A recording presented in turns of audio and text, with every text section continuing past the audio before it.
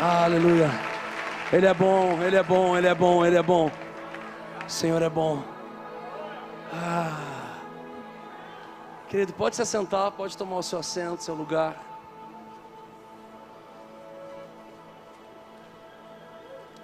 Vocês estão felizes com Jesus? Tem alguém queimando de amor por Ele aqui ainda? Tem alguém com fome de Deus? Sabe, querido, nós somos muito felizes de estarmos aqui, muito felizes com o convite de estar aqui. E sabe, e ainda mais com esse tema. Esse tema é incrível. Sabe, eu sou um menino do quartinho.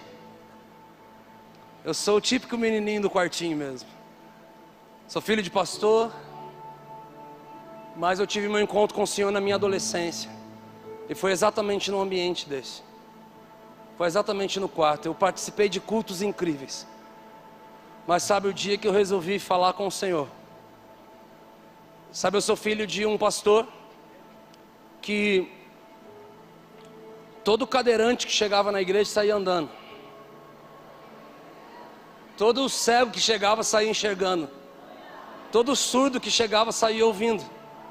Quem chegava com caroço desaparecia. Eu vi coisas quase como o apóstolo Paulo, que aos homens não é possível dizer.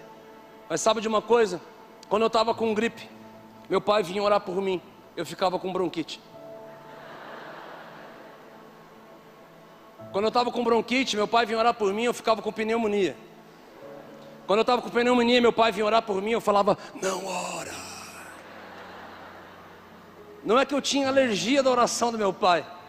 Não é que o profeta não tem honra na sua casa, e nem que em casa de ferreiro espeta de pau.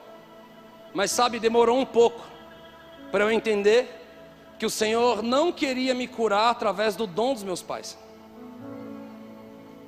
Mas Ele só me curou através do meu relacionamento com Ele. Eu lembro que eu era um menino bem persistente e queridos, eu era magro. Alguns medem a vida aqui por anos, eu meço por quilos, sabe? E eu lembro que eu era um menino lá e eu comecei a desenvolver algo com o Senhor no meu quarto. Eu lembro que num culto como esse, alguém sobe e fala, olha, nós precisamos entender que aquilo que Satanás colocou na nossa vida, aquilo que o Senhor permitiu que Ele colocasse para nos afastar, pode ter o efeito contrário. E aquilo que o Senhor permitiu Satanás colocar, porque na cabeça dele Ele vai nos afastar, pode ter o efeito contrário e nós podemos nos aproximar mais ainda dele. E pela primeira vez na vida eu realmente precisei começar a falar com um curador. Eu poderia muitas vezes ter feito isso através do dom dos meus pais, mas não acontecia.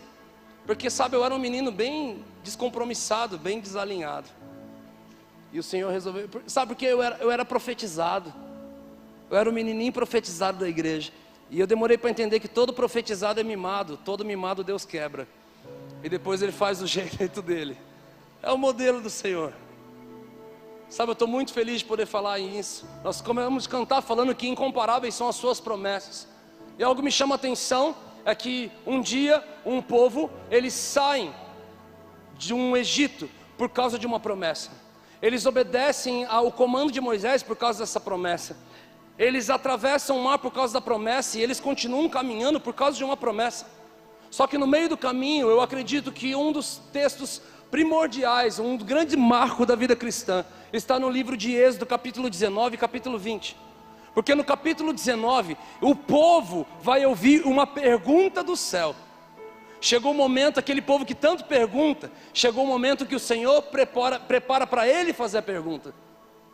E a pergunta que o Senhor faz para o seu povo é: Moisés, pergunte ao meu povo se eles querem ser, diga comigo, ser a minha nação de sacerdotes. Queridos, para mim um dos temas principais das Escrituras é sacerdócio. A pessoa principal das Escrituras é Cristo. Eu amo ler a Bíblia procurando Ele em todos os livros. Eu amo ver que quando Jacó descansa sobre uma rocha, quem é a rocha? O céu se abre. Eu amo estudar o acampamento e ver como que as tribos acampavam. E eu descubro algo: o modelo de acampamento era em formato de cruz. Sempre apontou para Ele, sempre teve a ver com Ele. Mas o tema, a pessoa central das Escrituras é Jesus. mas o tema central das Escrituras é o sacerdócio. Nós vamos encontrar de Gênesis a Apocalipse aproximadamente 7 tipos de sacerdócio. Não dá tempo de falar sobre todos eles. Nós vamos encontrar o sacerdócio individual na pessoa de Adão. Nós vamos encontrar o sacerdócio do pai na pessoa de Jó. Nós vamos encontrar o sacerdócio pastoral na pessoa de Moisés. Vamos encontrar o sacerdócio nacional na pessoa de Abraão. O sacerdócio arônico na pessoa de Arão. O sacerdócio de Jesus na cruz. E o sacerdócio mundial do cristão. Nós vamos chegar em qual é o nosso sacerdócio. Mas ali em Êxodo o Senhor faz uma pergunta ao seu povo: Moisés, pergunte ao meu povo se eles querem ser a minha nação de sacerdotes peculiares. Traduzindo, Moisés, pergunte se eles querem me ouvir, assim como você me ouve lá no seu secreto. Pergunte se as revelações e os segredos do meu coração que você tem acesso, eles também querem ter, ou eles querem continuar ouvindo isso através de você. Sabe o que acontece, queridos? Eles dão uma resposta e eles respondem: sim, nós queremos. Só que aí o capítulo 20 chega. E o capítulo 20 ele chega na vida de todo mundo. E o capítulo 20 vai dizer que então o Senhor vem. E ele chega no cume do monte. Só que ele chega com raios, trovões, tempestades, nuvens negras. Lá em São Paulo nós falamos realmente que ele chegou apavorando o pico. Não sei se tem essa gíria aqui em Minas. Não, é igual falaram hoje. Falaram, a gente vai no dedão. Eu falei, o que é isso? Sabe, queridos, quando eles vêm, aquele ambiente, a Bíblia diz que as pernas deles tremem. E quando eles perguntam a Moisés, o que é isso? Moisés fala, é o Senhor. Peraí, mas que Deus bipolar é esse? Que Deus bipolar é esse que me convidou para o quartinho ontem, mas hoje chega assim apavorando a minha vida? Não, Deus não é bipolar. Ele só gosta de testar a resposta que a gente dá da boca para fora. Sabe por quê? É tão fácil responder num culto como esse. É tão fácil ser igreja no final de semana. Mas eu quero ver ser igreja quando não tem nada dessa estrutura. Não tem um pregador ali para levar uma palavra para você, nem uma banda dentro do seu quarto. É ali que realmente nós sabemos a diferença de quem é e quem não é. Tem muita gente que confunde o culto racional com um culto chato. O culto, não, esse culto tem que ser racional. Esse culto tem que ser, para ser entendido, a gente não pode chapar. A gente não pode se derramar na presença do Senhor, não, queridos. Culto racional, culto é entrega, racional é consciente. Eu acredito que o culto racional a gente entrega a ele muito mais na semana do que no final de semana. Sabe, você pode chapar na presença de Jesus, eu amo isso. Mas sabe de uma coisa? É na segunda-feira que você vai ter a oportunidade, mais uma vez, de entrar naquele site. Aí você vai falar, eu não posso desperdiçar aquele pão e aquele vinho. Eu não posso desperdiçar essa presença, eu não posso perder. É na segunda-feira que você vai ter acesso a estar na roda dos seus amigos e novamente aumentar um pouco uma história para parecer um pouco mais interessante. E é ali é o dia do culto racional. Sabe, quando eles veem o Senhor se manifestando dessa forma, eles perguntam o que é isso, e Ele fala, é o Senhor. Então eles dão realmente a resposta verdadeira do coração deles. Eles falam, Moisés, então suba você, vá você e fale você com ele, para que a gente não morra. Eles já estavam estabelecendo uma coisa, se alguém tiver que morrer, que seja o líder. Se alguém tiver que se danar aqui, que seja você. Mas suba você e fale você com ele e depois com a gente. Bruno, eu não acredito que eles fizeram isso, queridos. Mas será que a gente não tem feito a mesma coisa? Será que nós não somos aqueles que nós sabemos sobre o secreto? Nós conhecemos. Mateus 6,6 todo mundo sabe de cor. Mateus 6,6 está quase ganhando de João 3,16. Entra no teu quarto, fecha a tua porta, busca o Pai que fala em secreto, tá bom. Mas muitas vezes nós não somos aqueles que vão e aqueles que permanecem. Então nós não permanecemos, nós não buscamos durante a semana. Aí nós dependemos que algum Moisés suba aqui em cima e traga as revelações do alto lugar, porque eu mesmo não fui buscar. Aquele povo, pela primeira vez, um grupo de pessoas resolveu terceirizar o seu relacionamento com o Senhor. Quando eu terceirizo o relacionamento com o Senhor, quando eu sou mais dependente das revelações do YouTube, quando eu sou mais dependente das revelações da plataforma, do que em buscar e permanecer com o Senhor no secreto.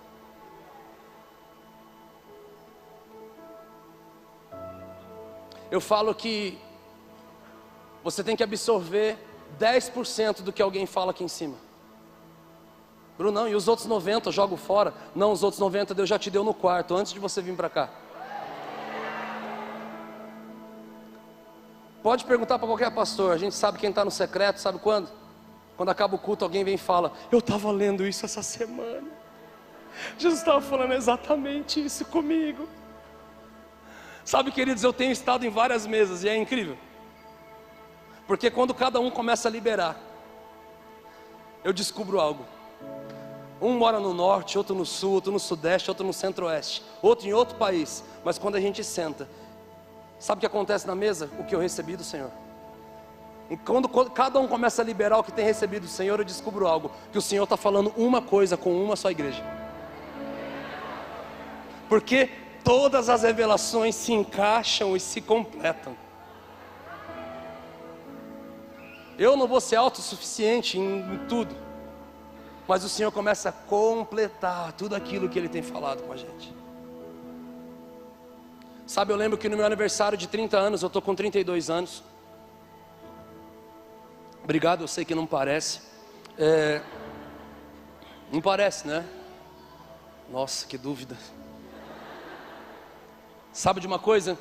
No meu aniversário de 30 anos, eu acordei num hotel em Minas, Poços de Caldas. Eu estava indo para minha cidade, Taubaté.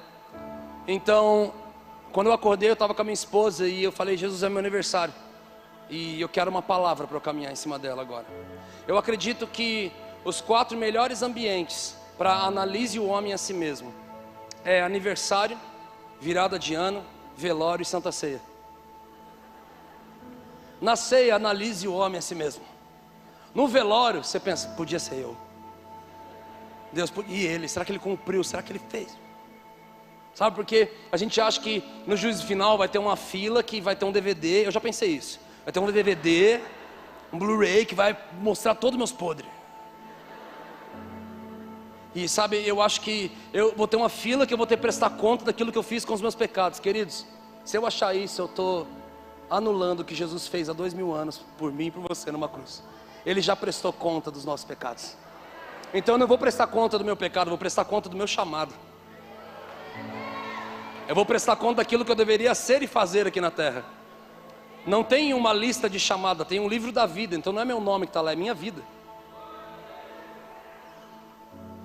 E sabe, quando eu vejo ambientes como esse, velório, eu falo: poderia ser eu. Virada de ano é um dos melhores ambientes para análise o homem a si mesmo. Porque a hora que está virando o ano, eu vou falar o que ninguém tem coragem de falar. Está todo mundo comemorando: feliz ano novo. Mas por dentro você está assim: eu não emagreci, eu não guardei dinheiro, eu não fui para academia, eu paguei e não fui. E aí vem a frase profética de todo ano: mas esse ano vai ser diferente.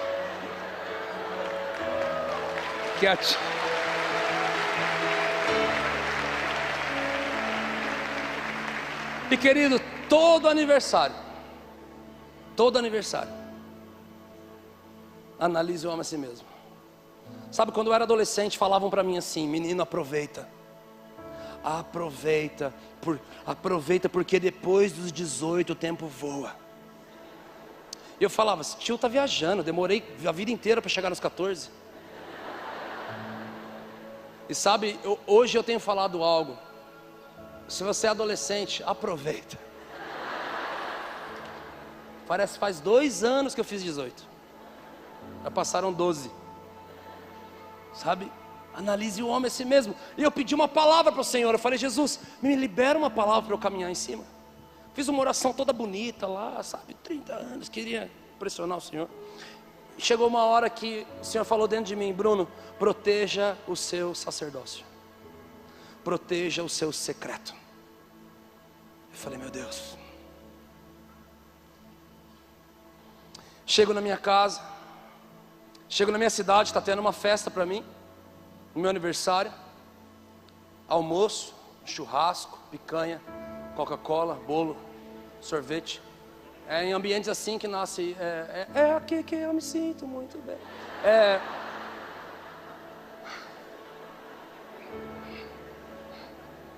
Atire a primeira gordura, quem nunca... Vocês precisam conhecer a Bíblia, gente. A palavra diz: toda gordura pertence ao Senhor. Está em Êxodo. Aí minha esposa é mestre, então ela vem e fala assim: mas lê o versículo seguinte, é gordura queimada, tá? Eu falei: ah, meu Deus. Fala, Senhor, vamos fazer o apelo. Sabe de uma coisa? A hora que eu chego em casa, a hora que eu chego na casa dos meus amigos, está tendo uma festa para mim. Então, o Senhor me deu uma palavra. Eu não posso basear minha vida em experiências espirituais, mas ela precisa ser testificada na palavra. Ela precisa se confirmar pelo menos 2 vezes. Ela precisa apontar para Cristo. Então é sã doutrina. Senão uma experiência pessoal de uma liderança não pode ser estabelecido como propósito na igreja. E sabe, quando eu chego nesse ambiente, o Senhor me mostra lá em Êxodo capítulo 40, verso 2, dizendo que pegue a arca, coloque no canto da tenda do encontro, onde me encontrarei com você, e a proteja com um véu. Eu falei: Senhor, mas que uma arca, que um dia um homem toca nela e é fulminado na hora, que ela vai ser protegida por um véuzinho? O Senhor falou: exatamente, o poder que contém no teu secreto é muito grande, perto da proteção que você pode dar. Só protege, só protege. Na minha festa o Senhor fala comigo, tem um amigo e fala assim: fala para ele ficar aqui, fala para ele ficar aqui, que eu tenho que liberar algo na vida dele amanhã, na segunda-feira. Eu fui indo falar com ele, mas eu já fui falando: Senhor, mas já fala comigo que eu já libero logo, porque amanhã, nunca vi isso. Bruno, amanhã. Falei: tá bom. Ei, cara, que legal que você está aqui na minha festa. Por favor, olha o seguinte, o Senhor quer liberar algo na sua vida amanhã. Fica aqui. Ele: não posso. Bruno, eu moro 600 quilômetros daqui, eu trabalho amanhã, não tem como. Cara, mas eu estou sentindo de Deus. Cara, mas eu não posso. Cara, mas eu estou sentindo de Deus. Eu falei: cara, eu estou sentindo que eu tenho que trabalhar. Eu estou sentindo que está uma crise no mercado. Eu sou gerente da minha empresa, eu tenho que estar lá. Falei: tudo bem. Comecei a andar na minha festa. O Senhor falou comigo: você viu? Falei: viu o quê? Como ele protege o horário do serviço dele. Falei: entendi. Aí quando você entendi rápido. Aí quando você entende rápido, agora você mesmo quer ministrar o Senhor e falar: fica vendo. Cheguei no casal de amigos meus, falei para eles assim: vamos amanhã comigo em tal cidade, meia hora daqui, fazer o quê? Negócio de Deus. Que horas? 5 horas. Bruno, não tem como, a gente busca o nosso filho na escola. Falei: cara, vamos lá, é uma parada de Deus. Bruno, a gente não pode, a gente busca o nosso filho na escola. Eu falei: gente, deixa ele lá. Esquece ele um pouco, meus pais já me esqueceram na escola, eu tô aqui, ó, normalzão. Não tem como. Falei: tá bom. Saí andando e falei assim: viu, Senhor, como eles protegem o horário do filho deles na escola? Então o Espírito Santo falou comigo assim: e você? Falei: é meu aniversário. É só caixinha de promessa, não tem exortação hoje. Bruno, e você que já desmarcou aniversário para ir em casamento, já desmarcou casamento para ir em conferência, já desmarcou conferência para ir em velório? Quando foi que você desmarcou algum compromisso com alguém só porque você queria passar mais tempo no secreto comigo? Queridos, não queira ensinar o Senhor. Sabe, aquilo entrou tão forte dentro de mim, tão forte dentro de mim. Você desmarcou tanta coisa, mas quando foi que você ligou para alguém e falou: gente, eu não vou mais poder ir? Mas pastor, por quê? Está na mesa, é picanha. Pastor, e pastor desmarcar, irmão, dá problema. Quando foi, queridos, eu lembro até hoje. Meses se passaram, era um dia dos maiores compromissos da minha vida. Eu tinha muita coisa na minha agenda, muito atendimento, muito discipulado, muita conta para pagar. Graças a Deus tinha dinheiro para pagar, aleluia. Sabe de uma coisa? Eu passei pelo meu quarto, por um dos quartos da minha casa, olhei.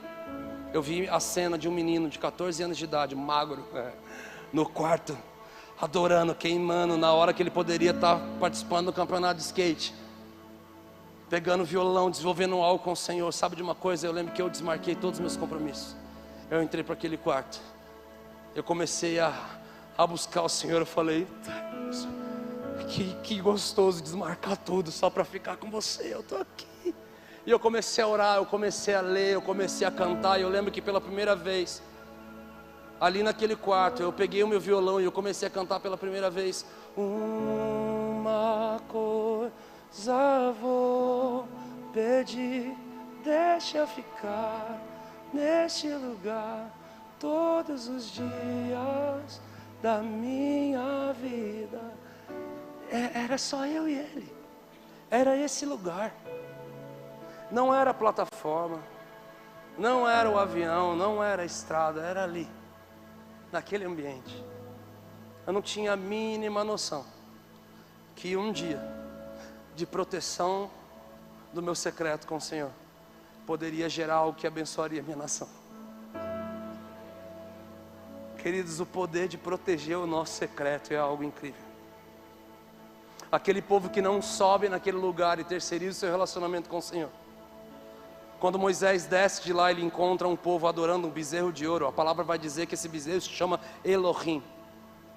Espera aí, Elohim é trindade, eles estavam adorando a trindade? Não. Eu entendo que idolatria não é ficar só adorando imagem, mas adorar tudo aquilo que não é Cristo, tudo aquilo que não é Jesus. E sabe quando ele encontra uma família que não adorou, é a família de Levi. Mais para frente eles são escolhidos para funcionarem como sacerdotes. Eu vou ser bem simples nisso. Basicamente porque eles terceirizaram o relacionamento deles com o Senhor. Então agora chegou o momento que o Senhor escolheu um grupo de pessoas para que realmente o relacionamento com Ele fosse terceirizado. O grupo de levitas sacerdotes, eles foram escolhidos para agradecer, pedir perdão e adorar a Deus pelo povo. Agora ninguém podia mais chegar com livre acesso à presença do Senhor e fazer essas coisas. Eles tinham que fazer através de um sacerdote. O sacerdote, ele funcionava em 3 áreas. Mas sabe, chega uma hora que João, ele está ensinando e ele fala que ele batizaria com a água do arrependimento, mas viria aquele que batizaria com espírito e com fogo. Logo na sequência ele aponta Jesus e ele chama Jesus de um animalzinho inocente, porque foi nesse ambiente que tudo começa. Antes do homem, Adão e Eva, perderem acesso ao jardim de intimidade e relacionamento, a Bíblia diz que o Senhor Deus fez roupas de peles de animal e cobriu os dois. Adão sai desse ambiente e a primeira coisa que ele faz pelo Senhor é a última coisa que o Senhor faz por ele. Então ele também mata um animalzinho inocente, verte o seu sangue, a sua carne e faz sacrifícios. E ali começa a nascer o sacerdócio individual. Quando João Batista vê Jesus, ele não chama ele de Cristo, nem de Jesus. Ele aponta e diz: eis que lá vem o Cordeiro de Deus que tira o pecado do mundo. Porque se foi com o animalzinho inocente que tudo começou, é com o animalzinho inocente que tudo tem que acabar. E esse animal inocente, esse Cordeiro de Deus, ele sobe o madeiro, morre a morte que era nossa. E é o que acontece. Quando Pedro corta a orelha daquele soldado, Jesus pega aquela orelha e coloca na hora, dizendo para Pedro: eu não vim rasgar uma orelha, eu vim rasgar um véu. Eu não vim cortar o acesso daqueles que já têm, porque a palavra diz que o sacerdote para exercer o sacerdócio, ele não poderia carregar marca alguma no seu corpo. Então Pedro, ele estava desabilitando o sacerdócio de um homem que se tornaria um sacerdote. Ele já era um servo do sumo sacerdote, mais alguns anos ele se tornaria um. Sabe de uma coisa? Ele está falando: eu não vim cortar o acesso daqueles que têm, eu vim dar acesso àqueles que não têm mais. Ele rasga um véu. Quando ele rasga o véu de alto a baixo, o sacerdócio levítico é anulado. Não precisamos mais de levitas para que nós possamos terceirizar o nosso relacionamento. Não precisamos mais de levitas sacerdotes que vão agradecer, pedir perdão e adorar por mim. Agora você pode chegar confiadamente ao trono da graça, a fim de alcançar misericórdia. E sabe de uma coisa, queridos? Quando nós chegamos nesse ambiente, nós entendemos algo. Quando nós chegamos nesse ambiente, nós entendemos algo, que agora nós chegamos ao sacerdócio mundial do cristão. E o sacerdócio mundial do cristão, ele continua sendo em 3 partes. Ele continua sendo trifásico. Mas agora não tem a ver que você vai adorar, pedir perdão e agradecer a Deus por alguém. Agora você é o sacerdote da sua vida. Apocalipse 1,6 vai dizer que o sacrifício de Jesus nos tornou reis e sacerdotes para seu Deus e Pai. Ou seja, nós nos tornamos filhos, reis e sacerdotes. E agora nós somos os sacerdotes e os responsáveis sobre a nossa vida.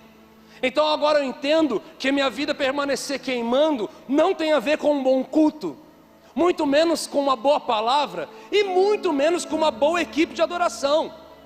Agora eu entendo que Levítico 6,12 vai dizer que o sacerdote deve jogar lenha na fogueira todos os dias, para que o fogo não se apague. Então a chama vai arder continuamente todos os dias, não se apagará. Então a responsabilidade de eu me manter queimando por Jesus não é da minha liderança, não é de que quem sobe aqui em cima, não tem a ver com a gente eleger um Moisés para vir e fazer no meu lugar. Eu lembro até hoje, no meu primeiro discipulado com o meu pastor, o pastor cuida da minha vida hoje, pastor Leandro Barreto, pastor da Poema em Taubaté. Eu lembro que há uns 3 anos e meio atrás, quando eu fui ter meu primeiro período de discipulado com ele, eu fui com aquele coração de falar: Jesus, eu estava cuidando sem ser cuidado, pastoreando sem ser pastoreado, falando sem ouvir. Então eu fui com aquela sensação de que eu ganhei um guru, que agora ia me ajudar a resolver todos os meus problemas. E quando eu cheguei na primeira conversa, eu já liberei os meus 3 maiores dilemas. Eu falei assim: olha, eu tenho isso, isso e isso, o que eu faço? Ele olhou para mim e falou: eu sei o que você tem que fazer. Eu falei: ai meu Deus, como eu esperei para ouvir isso. O que eu faço? Ele falou: você faz o seguinte, vai ouvir Jesus. Falei, dentro de mim eu ficava: nossa, eu mudei 600 quilômetros da minha casa para caminhar perto desse cara. Eu falei: vai ouvir Jesus. Ele termina dizendo: sim, cara, o monte que eu subo você também sobe. Eu não vou ser um Moisés na sua vida e nem na de ninguém. Vamos subir junto, você tem acesso a esse lugar. Vamos juntos, o Senhor vai falar. Ah, meu amigo, aquilo mudou a minha vida. Aquilo mudou a minha vida.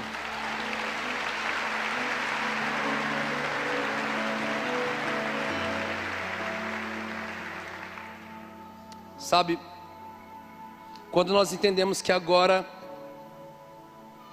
é o sacerdócio mundial do cristão, e o nosso sacerdócio não tem a ver com adorar, pedir perdão, agradecer a Deus por alguém. É impossível você fazer isso. Não tem cabimento você fazer isso. Não existe a possibilidade de você chegar num culto como esse e começar a adorar o Senhor e dizer: tu és santo, Pai, em nome do meu amigo. Ele mandou te dizer que o Senhor não tem como. Pedir perdão então, irmão, é se enfiar em briga que você não devia. Deus perdoa ele. Sabe de uma coisa? Nós entendemos que agora o sacerdócio mundial do cristão, ele continua sendo trifásico. Mas antes de eu chegar nisso, eu preciso falar de um discipulado incrível de Timóteo, de Paulo para com Timóteo. Isso está lá em 2 Timóteo capítulo 1, versos 6 e 7. Após Paulo falar para Timóteo: eu peço que você reavives a chama que há em ti.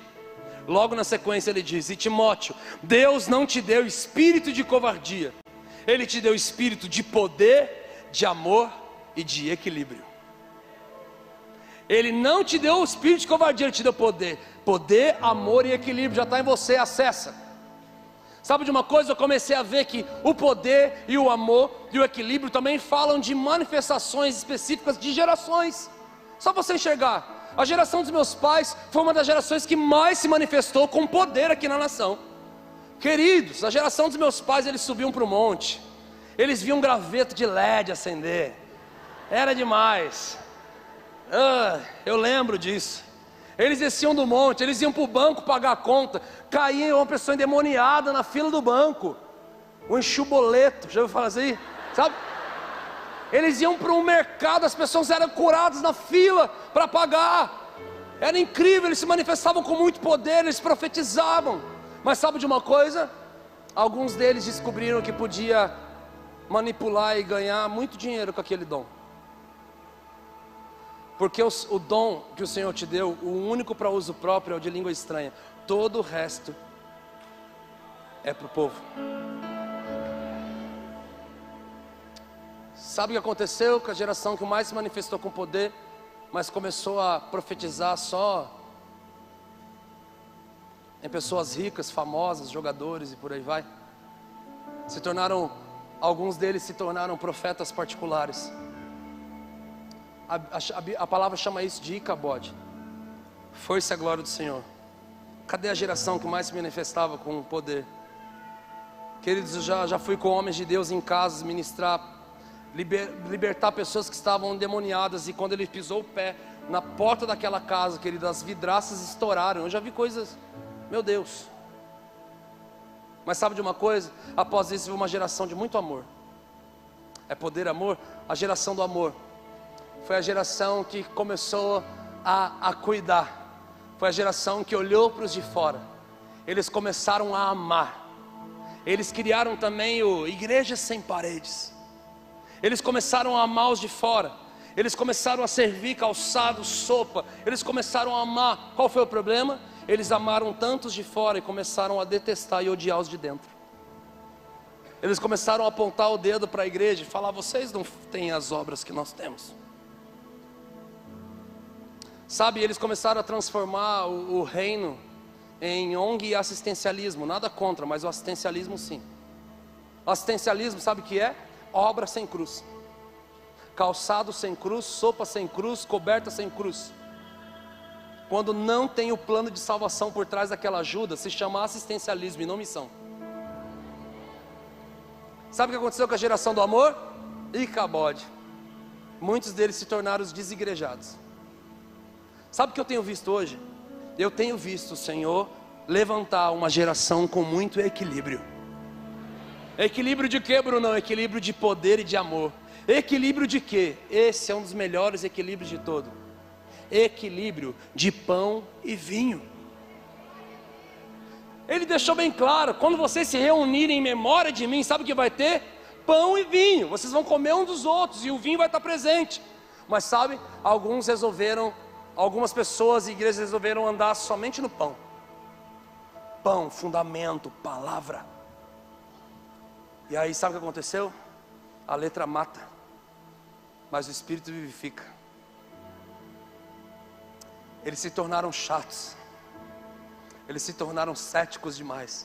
Eles se tornaram calculistas demasiados do sobrenatural. Outros resolveram caminhar só no vinho. Aqui é vinho. Aqui é só vinho. Ao invés de profético, eles se tornaram patéticos. Porque toda onda espiritual não era testificada na palavra. E eles fizeram algumas coisas bem escandalizantes na nossa nação. Sabe de uma coisa? Eu tenho visto o Senhor levantar uma geração de poder e de amor, de pão e vinho. Errais porque não conheceis as Escrituras, vírgula, nem o poder de Deus. Isso é pão e vinho. E eu tenho visto o Senhor levantar uma geração com um equilíbrio do sacerdócio trino. O que é o sacerdócio trino, Brunão? Sacerdócio trino é o sacerdócio mundial do cristão. O seu sacerdócio e o meu sacerdócio continua sendo trifásico. Só que agora, sabe o que envolve? Ministrar ao Senhor no secreto. 2, ministrar aos santos nas mesas, casas e templos. 3, ministrar ao mundo, ministrar aos perdidos.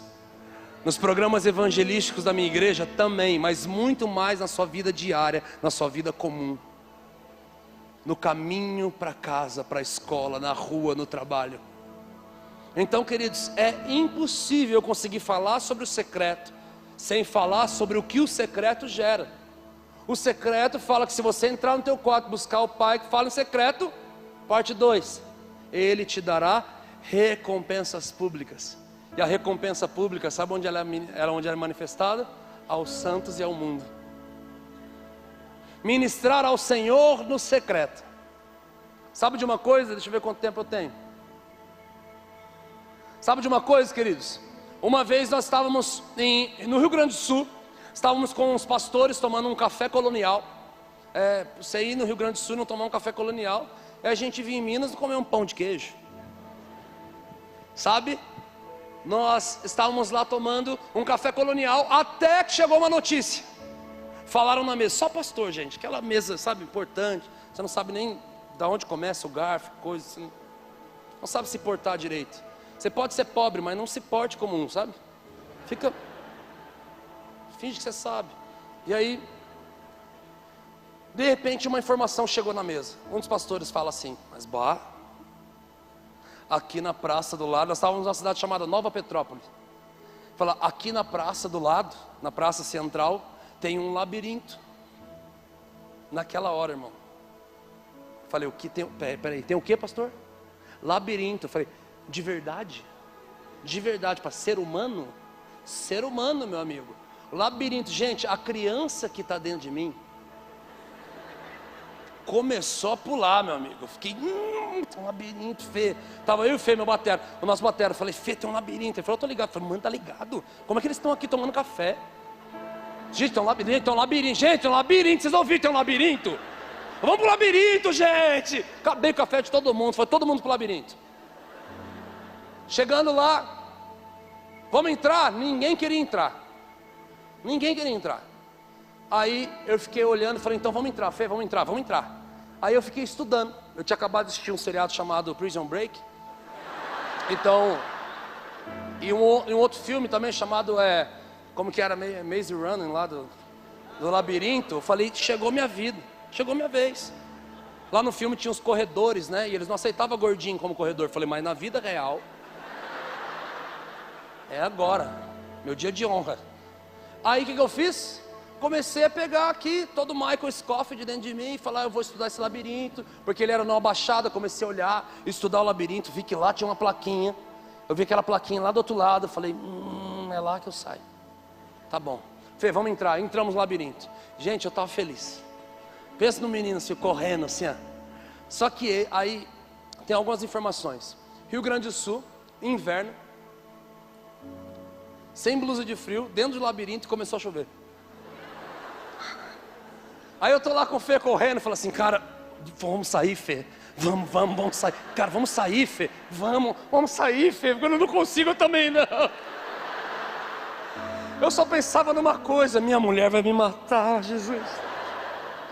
Eu tenho vários compromissos, eu vou ficar doente. Sabe, queridos,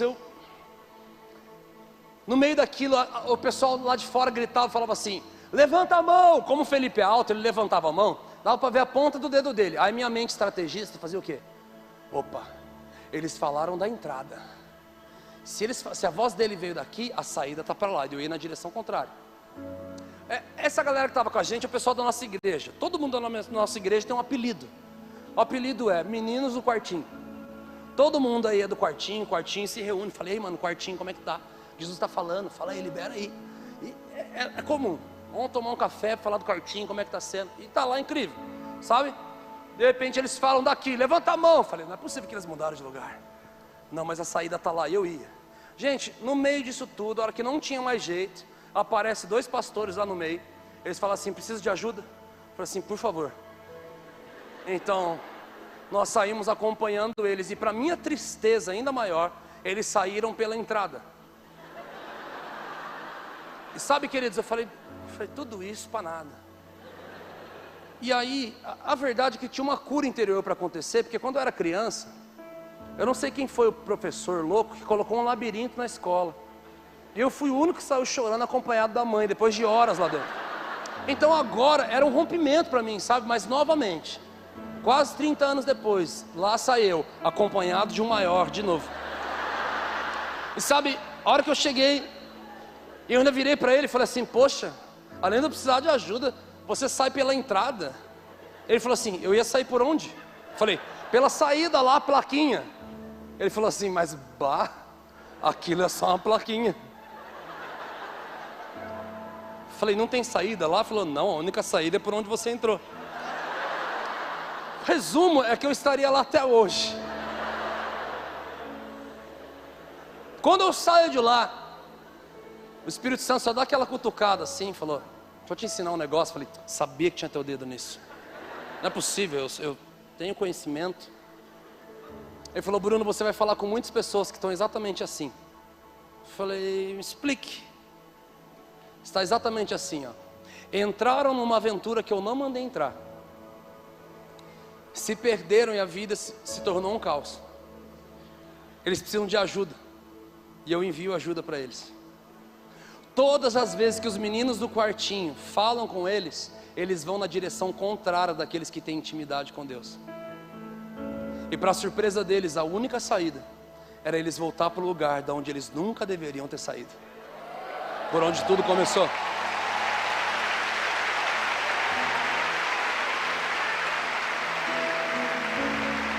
Então, eu chego no voo, nós estávamos indo embora, entro dentro do avião, e o Espírito Santo fala comigo, eu já estava lendo Jeremias, e a ordem cronológica é Jeremias, Esdras e Neemias. Então o Senhor falou, começa a ler Esdras. Então eu li capítulo 1 de Esdras, rei Ciro anunciando, conforme a profecia, conforme a voz profética de Jeremias, nós vamos reconstruir a casa de Deus. Então agora e ele anunciou isso para todo o canto da terra. Então agora vocês que vierem reconstruir, venham. Vocês que não vão trabalhar, vocês vão ser obrigados por lei a dar roupa, comida e dinheiro para a vida daqueles que vão estar vindo. Então esse anúncio chegou em todo lugar da terra. Aí eu chego no capítulo 2. A hora que eu olho o capítulo 2 de Esdras, nada mais é do que um relatório das pessoas que voltaram da Babilônia para a reconstrução do templo. Queridos, a Babilônia, ela começou com uma torre de Babel, um povo que queria chegar ao céu na força do braço e não do relacionamento, na força do braço e não na força da fome e da sede. Eles queriam calcular demais como fazer as coisas com o Senhor, e não é com cálculo que a gente chega, é com fome e sede. Sabe de uma coisa? Eles mesmo tendo dissensão de línguas, eles fundam uma cidade chamada Babel. Babel, ela tem uma grande proposta: nós vamos colocar dinheiro no teu bolso. Todo mundo que vai para a Babilônia fica rico. A proposta da Babilônia tem a ver com muita finança. Eles se tornam as maiores autoridades em matemática, em economia, em engenharia, em astronomia, em várias coisas. O rei Hammurabi, o primeiro rei da Babilônia, foi o homem que calculou e falou: a hora é 60 minutos, o minuto é 60 segundos, e o dia tem 24 horas. Foi o rei da Babilônia que fez isso. Então eu já me movo de forma babilônica. Querido, se você usa isso para saber a hora que você tem que acordar, levar os filhos na escola, tomar banho, almoçar, fazer tudo, mas não consegue organizar para ter o seu tempo com o Senhor, estamos nos movendo de forma babilônica.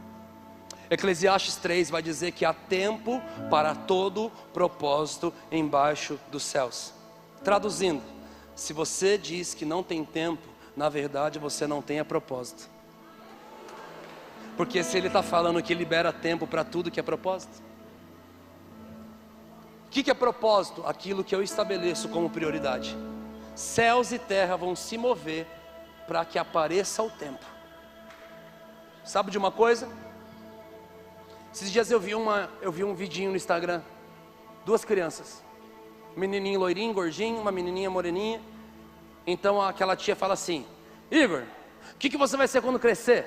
Uns 9 anos de idade. O menino falou assim: tia, eu vou ser rico. Ela falou: você vai ser rico? O que você vai fazer para ser rico? E ele: eu vou começar a prestar atenção na tendência de mercado, na cultura pop.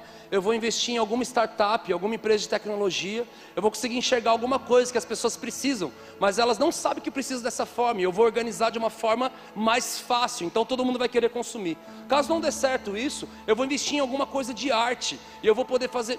Gente, eu comecei a ver o áudio daquele moleque. Eu falei, ele vai ser rico mesmo, vai. E se eu não tomar cuidado, eu vou trabalhar para esse moleque. Sabe de uma coisa? A hora que está acabando o vídeo, eu falo: não, ficou pequeno para a menina. Não tem para ela agora. Então a mulher fala assim: e você, o que você vai ser? Ela: tia, se ele vai ser tudo isso, eu vou ser a esposa dele então. Sabe?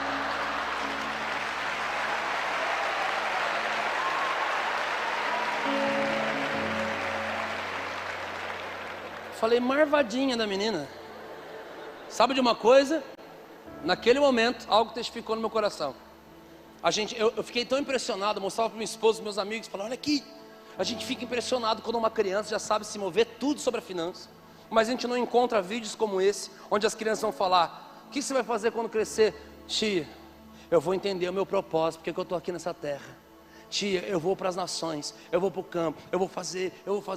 A gente consegue ficar impressionado com crianças que já sabem se mover e se moldar ao padrão desse século. Mas a gente não consegue encontrar vídeos de crianças que estão ministrando e falando que está entendendo, de pais que estão empurrando seus filhos para o seu destino profético. Sabe, naquele momento eu vi como a Babilônia ela tem entrado, como o sistema babilônico tem entrado dentro da nossa igreja, da nossa visão, dentro de tudo. E sabe de uma coisa? O capítulo 2 de Esdras é um capítulo que vai descrever sobre as 47 mil pessoas que voltaram da Babilônia para a reconstrução do templo. E quando eles chegam, o capítulo 2 de Esdras nada mais é que cada versículo é falando o nome da família, o número de familiares e a profissão deles, porque eles eram tudo da mesma profissão, cada família. E a hora que eu bati o olho, eu comecei a ler, gente, não tem um Oliveira lá, não tem nenhum nome fácil, é só nome esquisito. Eu li 2, 3 versículos, passei o olho no livro, no capítulo, eu falei, eu vou pular para o capítulo 3, aqui só fala nome, número e profissão. Então o Espírito Santo ficava, continua lendo, continuei, 20 versículos, continua lendo, mais 30 versículos, mais 40, mais 50, tem 65 versículos esse capítulo. Me perdoa, foi o capítulo mais chato que eu já li na Bíblia. Falei, Jesus, não estou entendendo nada aqui, só tem número, nome e profissão. A hora que eu chego no capítulo 62, eu entendi. A última família que volta da Babilônia para a reconstrução do templo. A Bíblia diz que eles falam a quantidade e o nome. A hora que chega na profissão, o que vocês são? Eles falam, somos sacerdotes. Sacerdotes? Sim. Estão voltando da onde? Babilônia. Sacerdotes voltando da Babilônia? Espera aí, a Bíblia diz que somente deles foram exigidos os documentos de identidade sacerdotal. Mas sabe o que acontece? A Bíblia diz que eles procuram a sua identidade sacerdotal, mas eles não encontram. Então eles são considerados impuros e inapropriados para exercer intimidade novamente. Sabe por que a Babilônia ela tem uma grande proposta?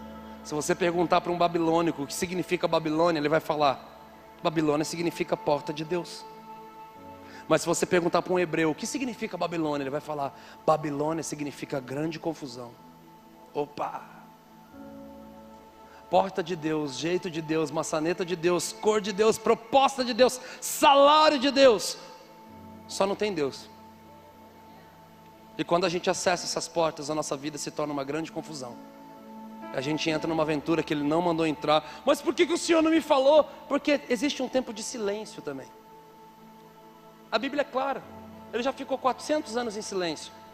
Total? Não, tinha um detalhe. Para os sacerdotes, Ele deixou um peitoral chamado peitoral das decisões. Onde tinham 2 pedras chamadas Urim e Tumim, que no mesmo tempo de silêncio do Senhor, o Senhor fazia com que essas pedras se moviam, para eles saberem se o Senhor estava naquilo ou não. Para quem é sacerdote, mesmo no tempo de silêncio, o Senhor não nega o discernimento.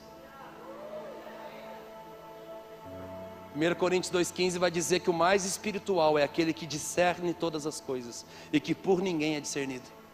A maior proposta da Babilônia é roubar o nosso tempo de secreto, de intimidade. De colocar coisas que de repente nós vamos entrar num caos e nós vamos precisar fazer uma gestão tão forte da nossa vida que nós vamos ter tempo para muita coisa, só não vamos ter tempo com o Senhor.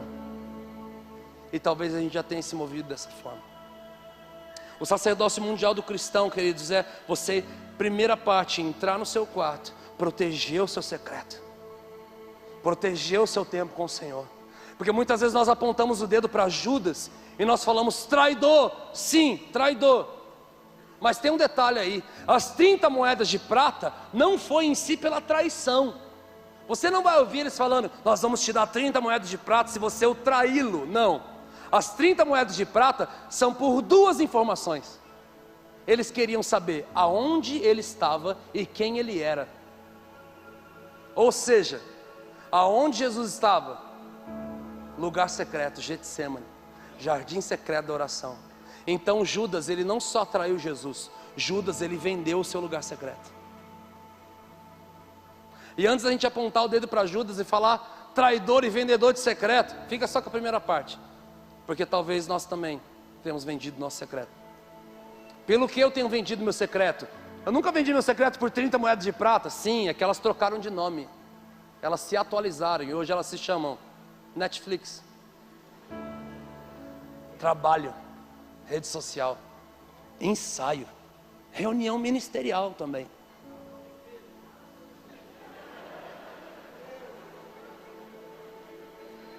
Vocês estão entendendo? Vire para quem está do seu lado e fala assim: não venda seu secreto. Proteja o seu secreto. Queridos, é tão fácil a gente ir caminhando e se envolvendo, a gente não ir protegendo. Esses dias eu li uma frase. Meu amigo André Aquino postou essa frase. A hora que eu li essa frase eu comecei a chorar. Ele falou: se um muçulmano se converter, a sua vida de oração vai diminuir drasticamente.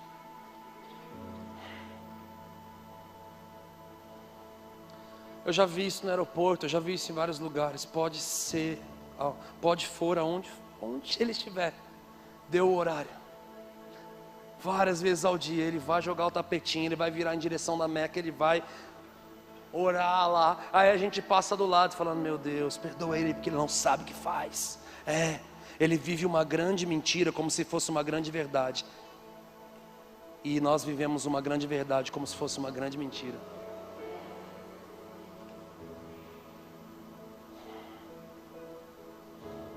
Quem subirá ao Monte Santo do Senhor? Mas quem vai permanecer nesse santo lugar? Saber desse lugar é uma coisa, ir para ele é outra, permanecer nele é outra, e querer ir para ele é outra. Existe um lugar. Moisés já conhecia a voz, Moisés já conhecia as mãos, mas chega um momento que ele fala: eu rogo para que o Senhor me mostre a tua glória. Então o Senhor fala: então eu vou te levar para um lugar onde ali eu estou. Mas espera aí, o Senhor não é onipresente, o Senhor não está em todos os lugares? Por que o Senhor fala que no ambiente de glória o Senhor vai levar ele num lugar onde ali o Senhor está? Na fenda da rocha.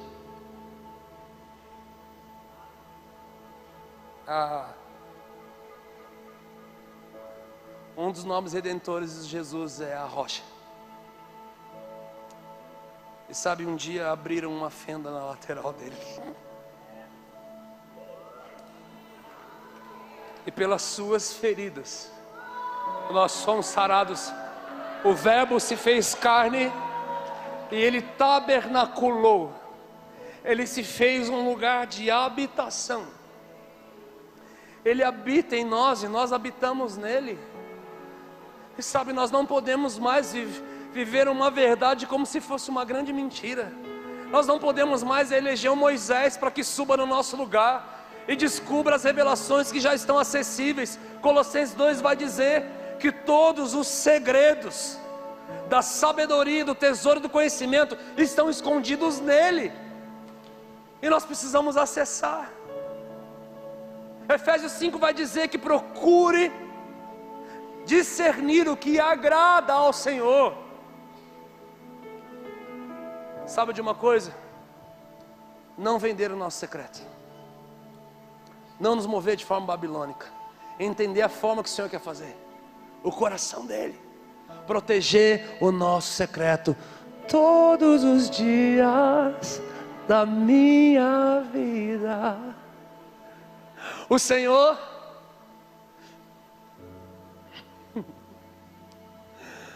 meu Deus, assim que ele ressuscita, ele começa a comunicar com várias pessoas no meio do caminho acerca de um assunto. Fiquem em Jerusalém, até que do alto vocês vão ser revestidos do poder, vocês vão ser empoderados pela pessoa do Espírito Santo. Fiquem. Sabe o que acontece? Jesus, após a ressurreição dele, ele fica durante 40 dias comunicando com 500 pessoas. Fiquem em Jerusalém, Sabe o que acontece? No 40º de 40 dias, a Bíblia diz que Jesus ascende aos céus. Então, eles se reúnem, as 500 pessoas se reúnem. Mas por que nós conhecemos o número de que 120 pessoas estavam quando o Espírito Santo se manifestou? Sendo que estava 500. Aí ele resolveu tocar só 120. E as outras 380 não. Sabe o que aconteceu? A Bíblia diz que cumprindo-se o dia de Pentecostes. Pentecostes é 50 dias após a ressurreição aqui, ó. Se quando deu o número 40º, eles se reuniram. Quando aconteceu o Pentecostes, fazia quantos dias que eles estavam reunidos? 10 dias. 500 pessoas, 10 dias. Primeiro dia, fome. O que fazer, o que dizer, quando ele vem, nada. O que aconteceu? Um grupo teve fome e eles foram embora. Segundo dia eles continuaram orando e nada, então outro grupo foi embora. Terceiro dia, algumas pessoas começaram a ter a visão escurecida, eles estavam com fome, então nada, então eles foram embora. Quarto dia, um outro grupo vai embora. Quinto dia, eles começam a ter câimbras e dores, então eles vão embora. Sexto dia, eles começam a ter mais dores e vão embora. Sétimo, oitavo dia, mais pessoas vão embora. Oitavo, nono dia, mais pessoas vão embora.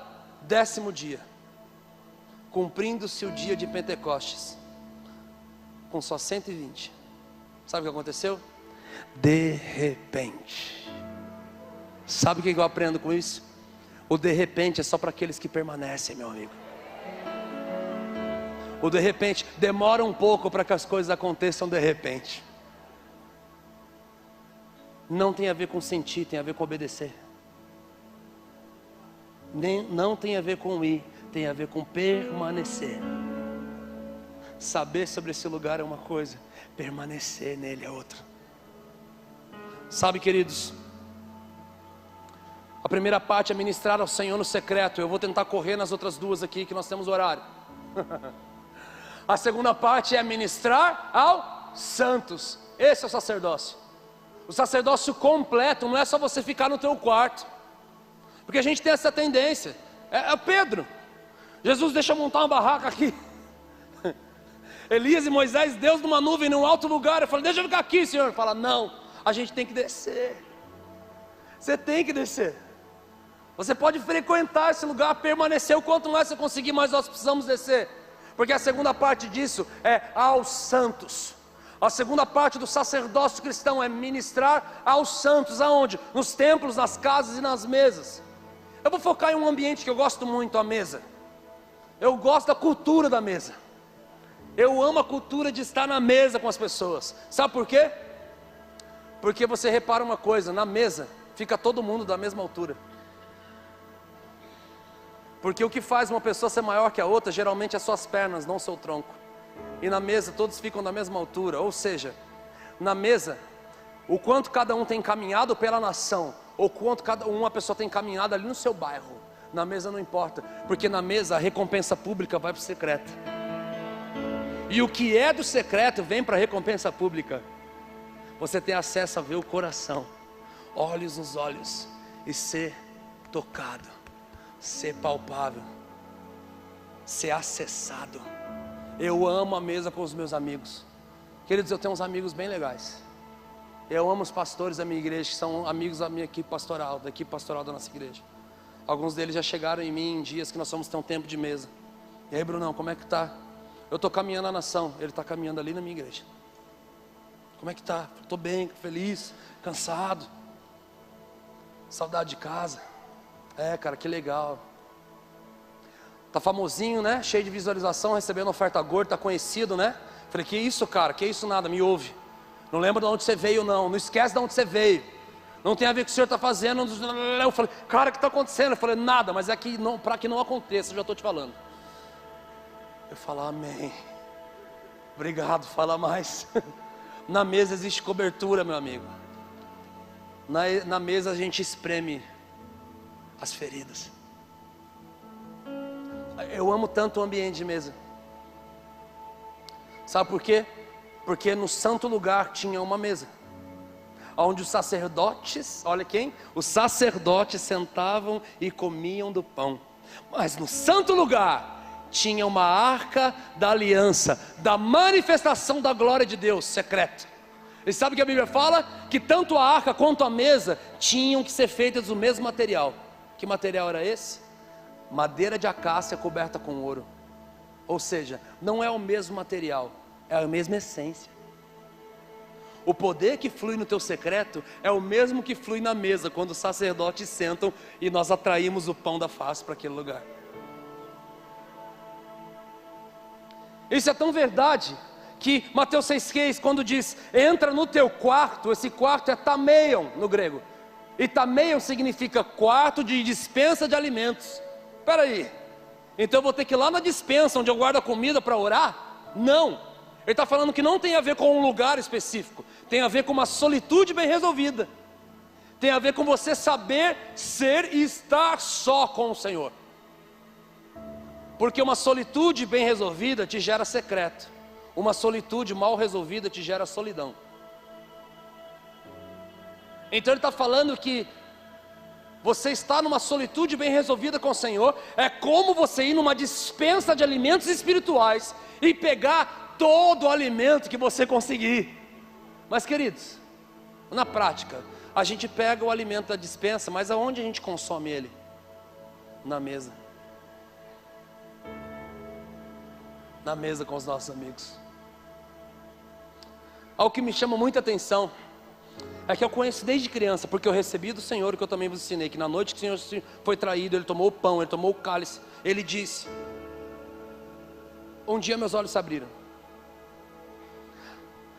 O apóstolo Paulo vai dizer, porque eu recebi do Senhor o que eu também vos ensinei, que o Senhor Jesus, na noite em que Ele foi traído, Paulo não estava lá, Ele tomou o pão, e Paulo não estava lá. Ele tomou o cálice, e Paulo não estava lá. E ele disse, e Paulo não estava lá. Se ele não estava lá em tudo isso, como é que ele começa dizendo, porque eu recebi do Senhor, e eu não ouvi falar de alguém? Eu recebi isso do Senhor. Como é que eu não sou a reprodução de uma história que alguém me contou? Porque ele é o mesmo homem que diz assim, conheço um homem que há 14 anos atrás subiu ao terceiro céu, viu coisas que aos homens não é possível falar. Então não vou me gloriar nas minhas experiências, mas eu vou me gloriar nas minhas fraquezas. Esse homem era ele mesmo. Ele disse que ele não ia se gloriar, ele não disse que ele não ia transferir em algum momento. Sim, meus amigos, podem falar o que quiser de mim, eu acredito que nesse ambiente Paulo sentou à mesa com Jesus. Ele comeu do pão vivo que desce do céu, ele provou do pão, do sangue, do vinho.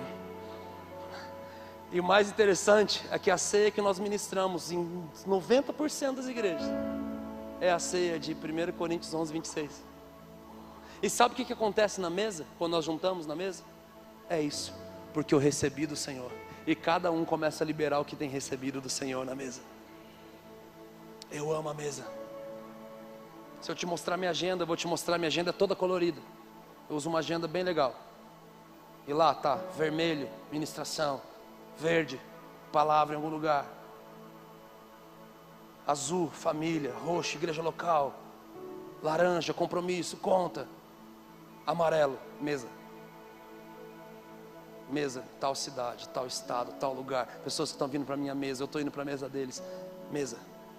Toda a minha parte amarela da minha agenda é as mesas que eu estou indo ter com as pessoas. Porque o ambiente, a cultura da mesa é muito importante. Ministre ao Senhor no secreto. Ministre aos santos nos templos, casas e mesas. Ame a igreja de Jesus. Ame a igreja de Jesus, porque é impossível você amar o Senhor no secreto e esse amor não ser escorrido para a igreja. É o que acontece com Pedro, meu amigo. Tu me amas? Amo. Tu me amas? Amo. Tu me amas? Tu sabes que eu te amo. Aí o que tem? Um abraço e lágrimas? Não. Você me ama? Tu sabes que eu te amo. Então tá bom. Apacenta as minhas ovelhas. Porque o nosso amor por Jesus é medido pelo quanto a gente faz pela igreja dele. Você me ama? Amo. Então cuida dos meus. Você me ama? Amo. Então cuide dos santos. Você me ama? Ama, então se mova nos dons para o aperfeiçoamento da igreja. Tu me amas? Amo, então descubra o seu ministério, porque um dos 5 ministérios vai ser para o aperfeiçoamento dos santos. Tu me amas? Amo. Então não é só comigo no secreto, também é os santos, nos templos, casas e mesas. E para encerrar, o último nível de sacerdócio é ao mundo, é na nossa vida diária. Porque, querido, se a gente vive algo com o Senhor no quarto e isso não escorre para a rua, tem alguma coisa esquisita. Um rio começa no trono, mas se aprofunda nas ruas. É impossível você viver uma vida de propósito e você não começar a olhar para aquilo que o Senhor está olhando. É impossível. É impossível, isso vai escorrer de alguma forma. Nós precisamos nos mover e fazer com que isso escorra de alguma forma. É ministrar ao mundo, não só nos programas evangelísticos, mas na sua vida diária. Nós convivemos com a solução dessa terra, e Ele tem um nome, é Cristo. E muitas vezes nós ficamos omissos. Nós não falamos, nós não liberamos, nós não falamos de Jesus. Nós ficamos ali parados. Sabe, queridos, eu fui no cinema um dia, e aí assim que eu saí desse cinema, eu passei numa escadaria, e aí eu vi uma menina sentada na escada, e eu entrei no meu carro, e eu peguei o carro e fui andando. A hora que eu cheguei para sair do shopping, já tinha outros carros atrás de mim, o Espírito Santo fala comigo: sabe a menina da escada? Eu falei: sei. Ela acabou de me fazer uma pergunta, eu quero responder ela, volta lá. E eu, super de boa, submisso, falei: Senhor, não dá, estou na fila aqui, tem um monte de carro atrás de mim, levanta outro profeta aí, tá complicado aqui. Falou: Bruno, vai lá agora. Eu falei: então eu quero uma confirmação. Aí falou: ah, você quer uma confirmação? Eu falei: quero. Olha o nível de comunicação que legal. Mas você quer uma confirmação? Eu falei: quero. Então tá bom, pega a sua confirmação. Gideão precisou de 2 confirmações a vida dele inteira. Depois disso ele aprendeu a discernir e principalmente obedecer minha voz. Toma vergonha e vai fazer o que eu estou te falando. Às vezes você está esperando uma confirmação, querido, que nunca vai vir, e a gente fica usando a tal da confirmação para continuar desobedecendo.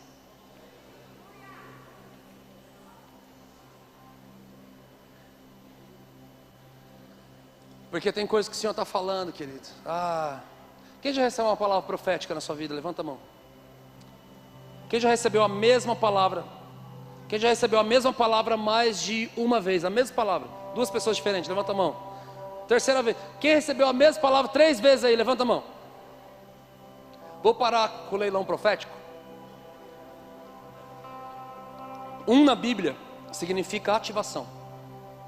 2 na Bíblia significa divisão ou confirmação. No caso, a palavra profética, o Senhor está confirmando. 3, não na Bíblia, mas para mim, significa que você não está obedecendo e respondendo para que o Senhor precise falar mais de 2 vezes a mesma coisa. Eu descobri que não existe mérito algum você ser colecionador de profecias. Se o Senhor tem reafirmado a mesma coisa toda hora, significa que você não tem respondido. Quando a gente não responde direito, sabe o que acontece? Deus libera uns faraó para a gente correr. Porque quando Ele endurece o coração de faraó, aí que a água sai da rocha e aí que o mar se abre. Porque eles correm, e correr na Bíblia significa responder com velocidade. Porque tem coisas que o Senhor está nos falando que a gente está demorando para responder. E a gente esquece que obediência tardia e desobediência é a mesma coisa. Aí eu acho que eu vou chegar um dia que eu vou obedecer. A gente fica com medo do sacrifício, sabe? Lembra de Samuel? Até quando você vai ter dó de Saul? Pega agora um chifre, coloca óleo dentro dele, vai lá e unge outro rei no lugar dele. Senhor, mas se Saul descobrir, ele vai mandar me matar. Aí o Senhor muda e fala: então diga que você está indo sacrificar ao Senhor.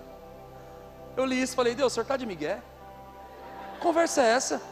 Falou para ir ungir outro rei, ele fala que ele vai ser morto pelo rei atual. Aí o Senhor muda e fala: fala que está indo sacrificar. O Senhor mandou ele mentir? Eu falei: não.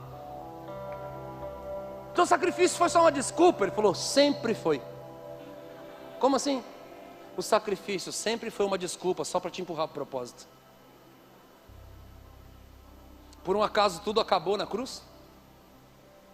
Tudo começou. O sacrifício foi só a forma do propósito acontecer.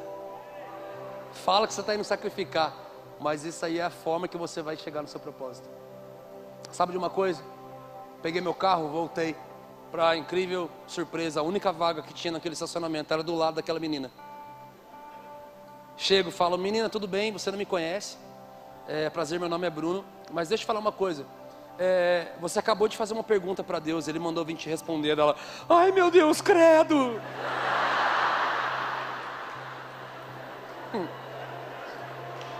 Falei assim: filho, Deus, seguinte, você acabou de fazer uma pergunta, o que Ele queria da tua vida, né? Eu falei alto, eu falei, teu espírito deve ter falado muito alto, porque eu estava lá na guarita, ele fez, mas vamos lá, passou. Ó, eu comecei a liberar o que o Senhor estava falando para ela. Ela começou a chorar e ela pegou a bolsa e colocou a bolsa no rosto assim, começou a chorar. E eu olhei para ela, vi que tinha uma Bíblia no colo. Eu falei: é irmã. Virei para ela e falei assim: você é irmã? Ela: quê? Eu falei: então não é. É igual da paz errado, né? Oi, paz. Falei: quê? Eu falei: recebe aí, vai. Sabe, queridos, cheguei nesse ambiente. Ela falou assim: é que eu peguei essa Bíblia, que era meu horário de janta, e ao invés de eu ir comer, eu peguei essa Bíblia de uma amiga minha e fui tentar ler. Eu falei: nossa, Jesus já está jejuando e nem sabe. Por fim, aquela menina falou assim: eu não estou entendendo nada, moço, mas eu sei que em algum lugar aqui deve estar escrito que ia ter um tempo que as pessoas iam ter fome e sede dele. E eu tenho fome dele. Eu já queria dar o microfone para ela, falar: prega domingo lá na minha igreja. Vai, fala lá, tá todo mundo perdendo a fome lá. Fala.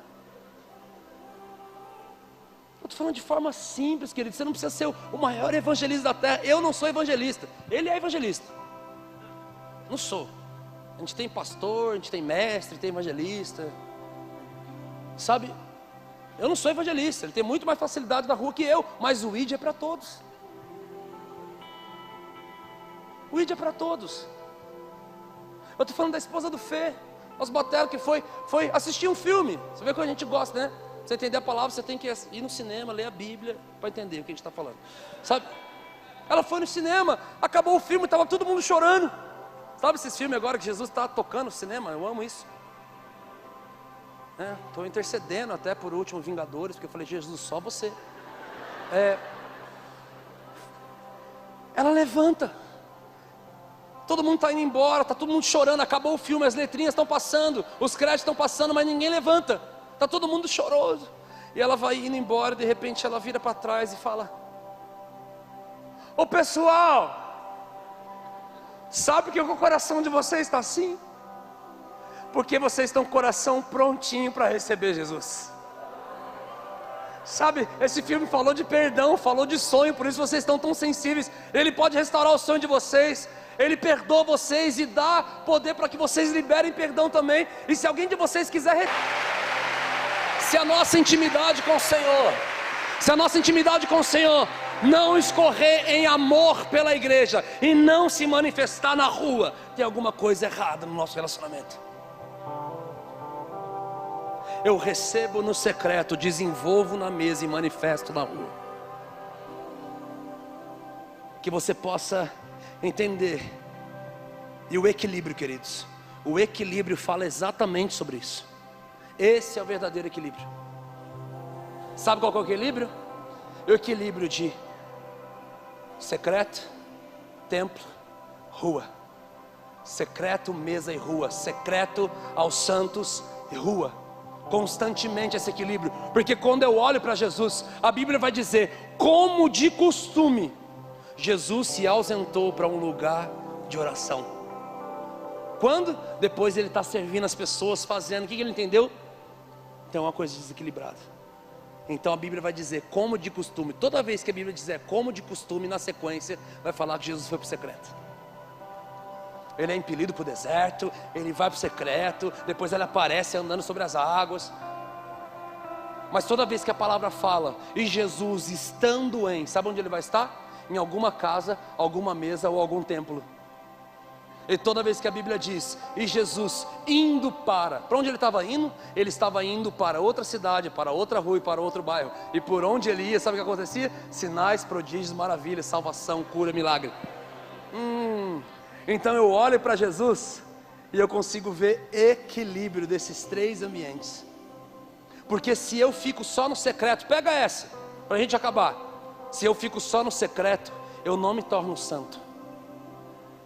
Só o secreto não me deixa santo. Quando eu falo só, é só, estou generalizando. Estou falando que eu não amo o templo, a mesa, e a igreja e nem a rua. Estou falando só. Só o secreto não me torna santo. Só o secreto me torna orgulhoso. E aí sabe o que eu vou descobrir? O pecado da minha santidade, o pecado do orgulho. Eu vou começar a olhar para os meus irmãos e falar, não oro tanto que eu oro, não pago o preço que eu pago, não leio tanto que eu leio. E aí, Eclesiastes 10:10, a mosquinha que cai no unguento do perfumista. O orgulho precede a queda. Se eu fico só no templo, eu só os santos. Eu amo a igreja, estou só os santos. Eu vou me tornar um obreiro aprovado. Não, só os santos, só o templo não te torna um obreiro aprovado, te torna um belo de um religioso. Porque todo o seu parâmetro de resposta ao céu não vem do seu relacionamento, mas vem de uma cartilha denominacional.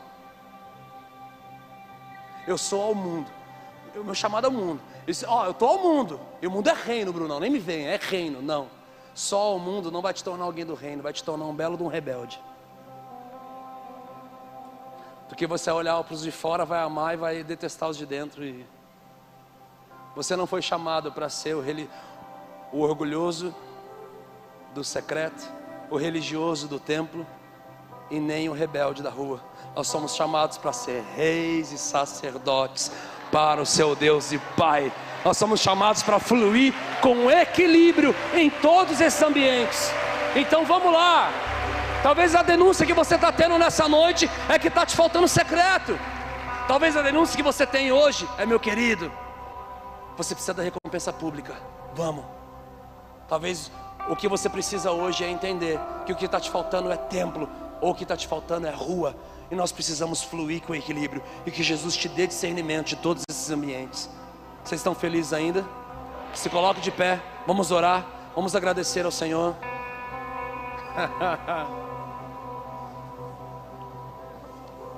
Equilíbrio. Equilíbrio. Sabe, queridos, nosso horário já avançou, então quero convidar você a colocar a mão no seu coração, fechar os seus olhos. Feche seus olhos e começa a orar ao Senhor. Começa a liberar o Senhor. Começa a dizer para o Senhor: Senhor, tem me faltado o equilíbrio. Por favor, o Senhor disse que esse equilíbrio já está em mim. Então, por favor, me dê acesso a esse equilíbrio. Senhor, talvez eu não estou protegendo o meu secreto, e eu preciso entrar hoje num modo hard. Eu preciso entrar com muito compromisso de proteção e de não vender mais o meu secreto por outras coisas. Talvez o que está me faltando, Senhor, é amor pela igreja, é cultura da mesa, do templo, das casas. Senhor, o que está me faltando talvez seja amar o mundo assim como o Senhor amou, ao ponto de dar a sua vida. Nós precisamos amar e fazer isso. Jesus, por favor, nos leve para esse ambiente. Nos leve para esse ambiente. Nos leve para esse ambiente. Em nome de Jesus. Comece a orar, queridos. Comece a liberar.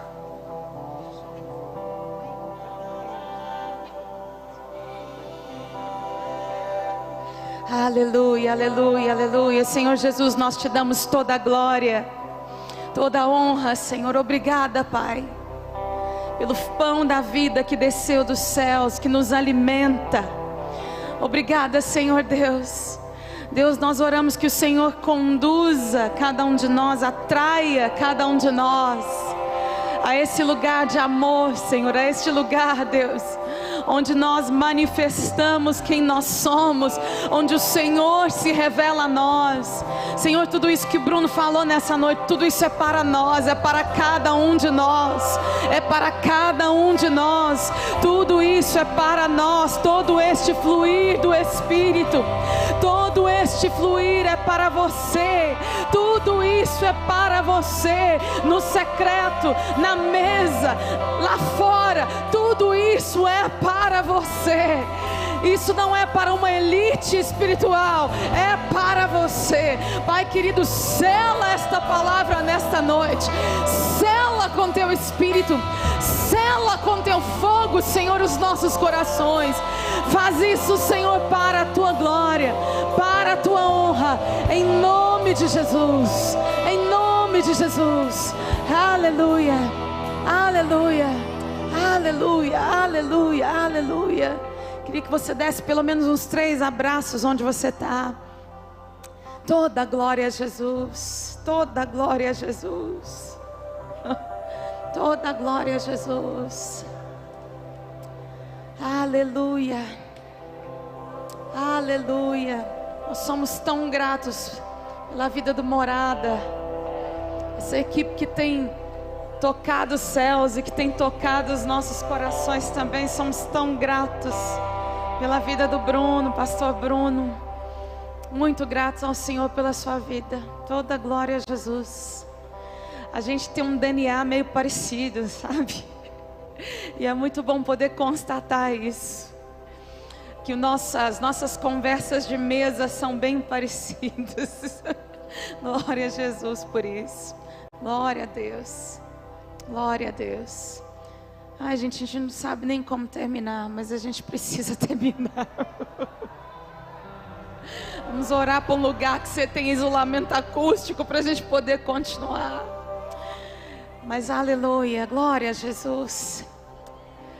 Amanhã tem vigília, gente. Sério, amanhã tem vigília. Amanhã, depois do culto aqui, da gravação, tem a vigília da mocidade lá embaixo. Se você quer mais, continue na vigília. Amém? Eu quero incentivar você a não faltar amanhã de manhã, nem amanhã de noite, né? Estejam conosco amanhã de manhã. O Theo Hayashi, pastor querido, vai estar conosco. Também tem abençoado muito as nossas vidas. Vá na paz nessa noite, que o Senhor Jesus te cubra, te guarde, e que durante essa noite você seja acordado com surpresas do Espírito Santo, em nome de Jesus. Aleluia, que o Senhor te abençoe. Aleluia. Amém, gente? Quem recebeu bastante de Jesus nessa noite?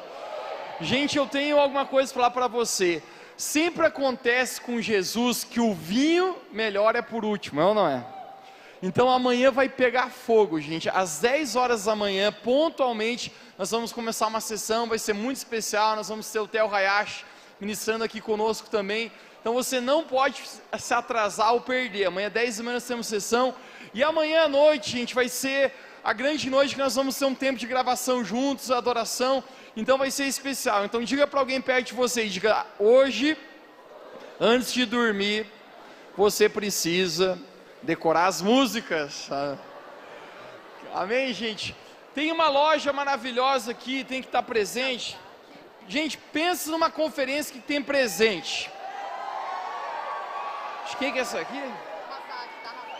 Não sei o que é, gente, mas aí, ó,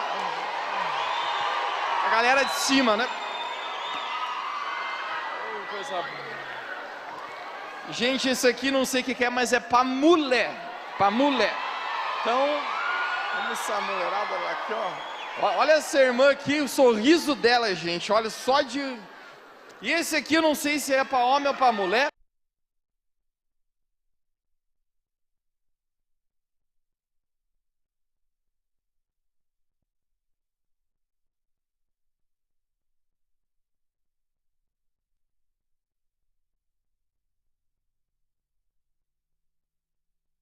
Noite, até amanhã.